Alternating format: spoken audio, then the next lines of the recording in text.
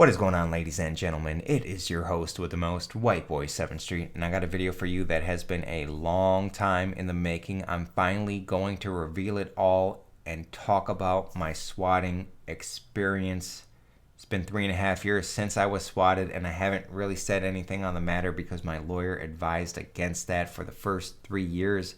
So we're in the clear in terms of time frame, and it's just not a fun memory. It's not something I like thinking about. I still remember the bald police officer with the assault rifle kneeling by my bush, shotguns pointed at my face, dogs barking, pistols drawn. And there's been some horrible news out of Kansas City where a 28-year-old family, a father of two, got shot. He's innocent. He got shot because some loser called the police over it's so stupid, $1.50, 6 quarters. There was a competitive Call of Duty wager match, and there was a dispute between two teams, and they were trash talking. One sent the other team an address that was this innocent guy's place of residence, and that team sent the address to a swatter. The swatter sent the police to his house, and it escalated to the guy getting shot and killed. So, one thing I want to make very clear, it is not a prank. I hate when swatting and prank is in the same sentence. It's attempted murder. They call the police and they say so many horrible things. The first time, thank God, the first time I got swatted, my address was leaked, and they posted on Craigslist that there's a TV I don't want, come pick it up, first come, first serve. And they also sent a bunch of pizzas to my house. And they also called the police saying there were shots fired. So as the pizza guy and Craigslist lady was there, the police came as well. So it was a little bit easier to explain because at the time, swatting was really new relatively. There was no like news articles. Like when I got arrested and charges dropped, by the way, it made the front page of Reddit. It made news, and at least there was some exposure to the situation. And I try to look at everything as a positive, and try to take a positive out of the situation. And I think my situation, I know Kuchar got swatted too in Colorado. That made national news as well. I just hope that I could have made this like sacrifice to prevent, like I have so many world records, and I wish the biggest L when it comes to swatting was still mine, but then people got shot and now it escalated to someone getting murdered. So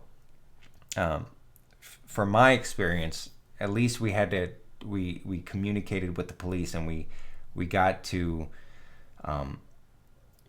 we didn't have the first situation which had guns drawn at me. The second time they said I was going to kill myself on live stream, but since we established a line of communication with the police, they called us up, and it was, we came outside and hands up and stuff, and it wasn't as serious that second time. And if you're a YouTuber, if you're a Twitch streamer, I would highly recommend talking to your police department, sitting down, showing them articles about swatting, and just let them have your information. Let them know, because that third time, the police took it very seriously. They came with the whole brigade with the guns drawn and everything, because the swatter, pretending to be me, said, I killed my girlfriend already. I was going to kill myself, but before I do that, any police that show up, I'm going to kill them too. How is that a prank? You're telling police officers, pretending to be me, that I'm going to kill them, giving them my information, my address, so they're coming to my house on edge. The police officers are already on edge as it is. And you're threatening their life as me, or whoever the victim is when it comes to swatting. Now, thank God they called Kelly, and she talked to him. She was okay. We came out with the hands up and everything. But this guy in Kansas City, He had no experience with the police before. Is it? They sent him the swatter sent some random address. Um, and it sucks so much because this guy was known for swatting. He already got arrested for swatting, but apparently it was just a slap on the wrist because he continued to do it. I don't know how he still has access to the internet. One of my swatters was a kid in Ireland. It's hard to expedite. I don't know. I don't know what happened with that guy, that loser. One of them did get arrested, but it was a few months, served time. He was a rich white kid or something, and he eventually, got off with a slap on the wrist, basically. But not like, honestly, I think it's attempted murder. Every single time these people call the police threatening their life, it's not a prank, and it should be looked at way, way more seriously. So the police came into my house. Allegedly, they found some substances that aren't legal here, but they're legal in other states. And I got sent to jail. So this is more of my experience and not high school stories, jail time stories. No, I'm sure a lot of people are watching this like, white boy got arrested. What the like what? And it's so crazy because I came from the ghetto. I came from people getting shot, gangs all around me. Like I wasn't really involved with any of that stuff, but I was around it, and I could have went down a very bad path if YouTube didn't come up for me. And I did a little hooligan things. I don't know, stealing from the gas station, breaking stuff, like just little stupid things as a hoodlum kid. I never got arrested. I had some involvement with the police, but it wasn't super serious as a kid. And it was just crazy. Like I made it out of that, and I ended up still, I went to jail for some BS. And like I said, all the charges were dropped because they came they came 3 times that week on false pretenses.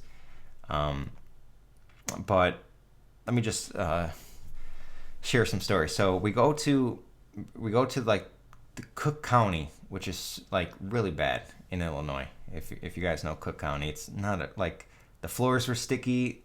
I went there with no socks on. I didn't even think I had shoes at the time. So I go there like barefoot, which is horrible. And I'm just waiting around.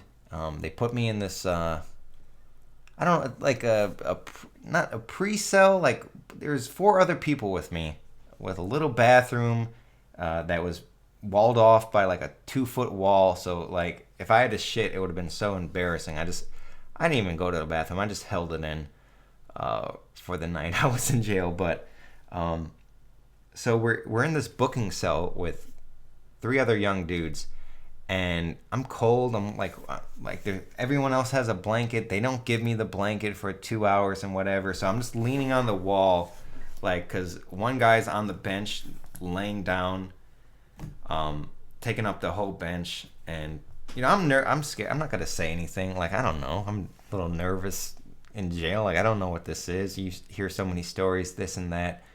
The other guy's like laying on the floor. Like, I lean up, and like my back is like my shirt sticks to the wall. It's just so gross and nasty. But one of the guys wakes up, and like he looks over at me, and like he does like a double take, and he's like, "White boy?" And I guess he was a fan of mine. That was just, small world or whatever. That was just crazy. So at least at that moment, I knew, like, if it was going down, at least I got this guy to shank somebody for me or whatever. So we watched like this prison rape video. Like, if you get raped or sexual assaulted, don't be afraid to speak up. And like, I'm watching the video, and there's this one guy, like, it just seems like I don't know, a delinquent that's been there before. Like, it's fun going to jail for him or whatever. He's like, he looks at me and like, I don't know, he makes a little joke about me taking notes or whatever because I was like really watching the video just to, I don't know, I want information. I don't want to, I don't know. Ends up he has a $1 million bail because he's like disrespectful to the judge and whatever. So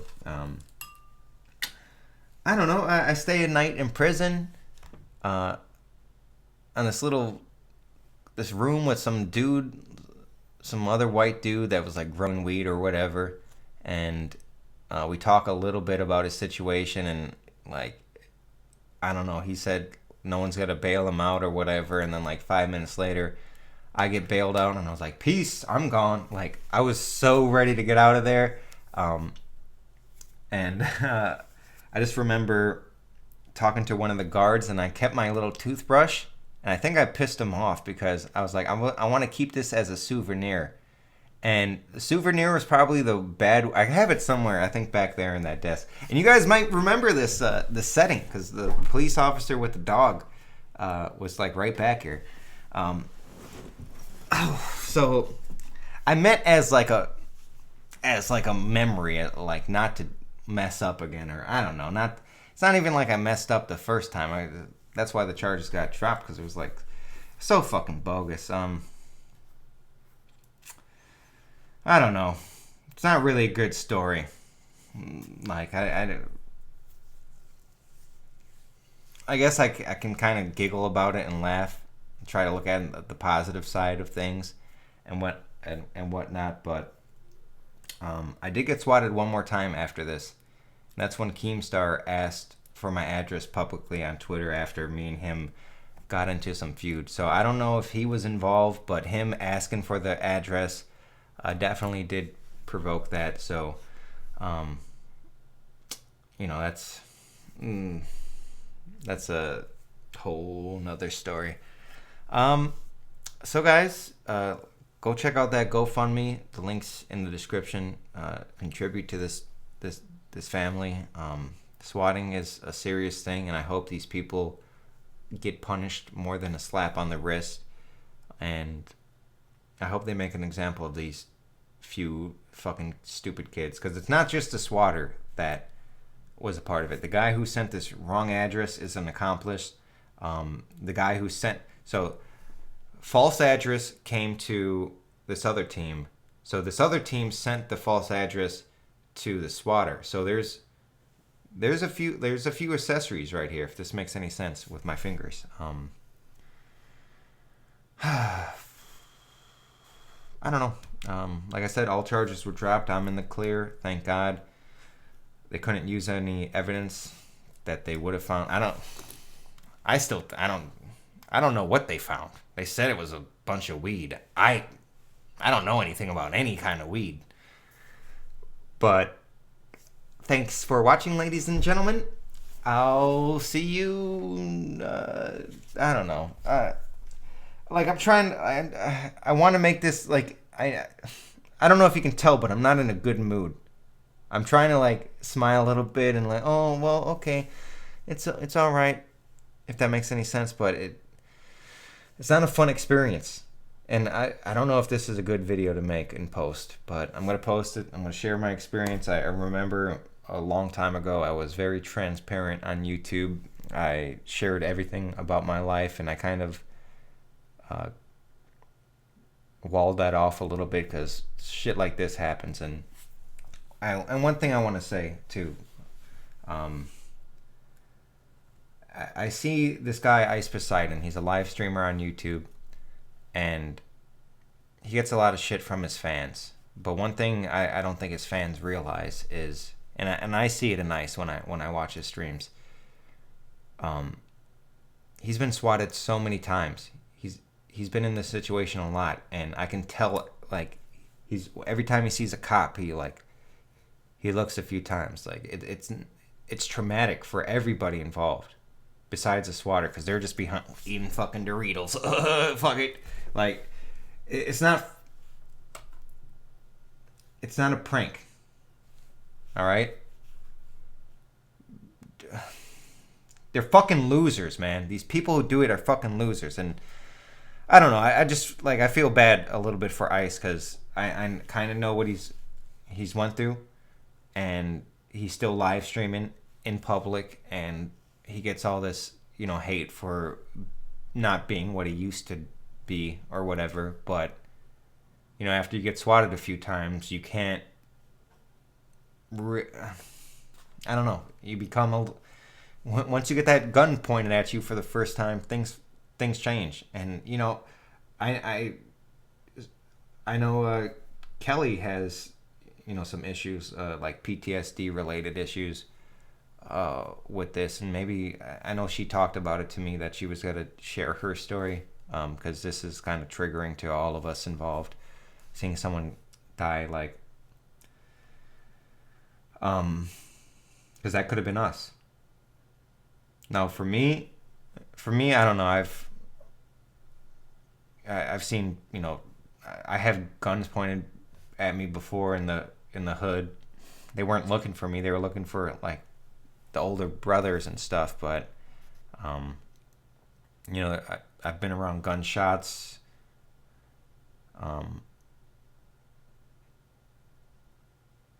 So it's not as like devastating to me.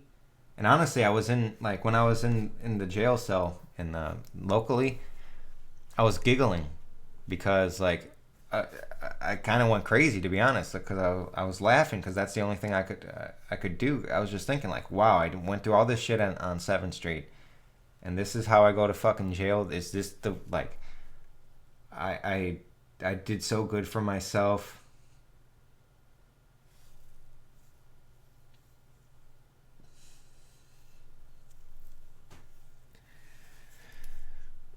And like I could understand if I did something stupid, if it was my fault. But I was just here. I was literally here doing what I'm doing right now. Making well, I was streaming at the time. I'm making a video.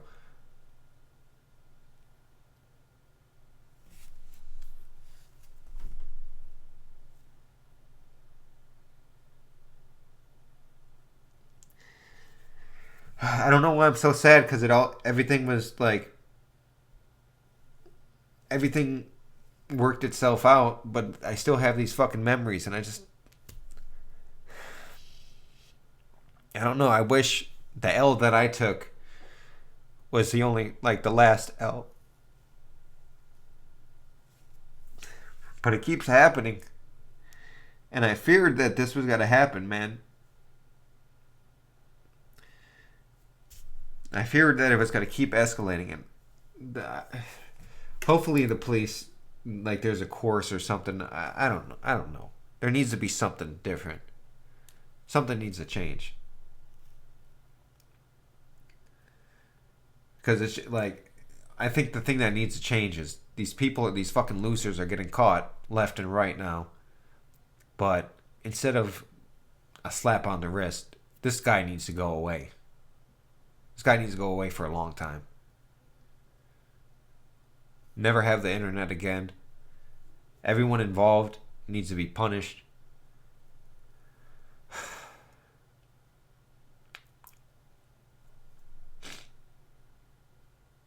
I sat here and this was like the 30th take of the video. It was so hard for me to start it. And so I don't know if I was rambling at the end, but I'm not making another take because I'm kind of triggered right now, to be honest. So thanks for watching. Please.